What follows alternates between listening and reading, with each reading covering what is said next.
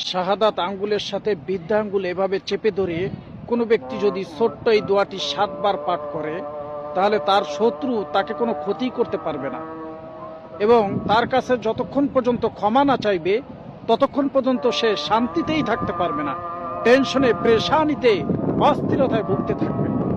ভাইরে, দোয়াটি আমি বলে দিচ্ছি, আপনি ভিডিওটি প্রচুর পরিমাণে শেয়ার করে দিবেন, অনেকের উপকারে আসবে।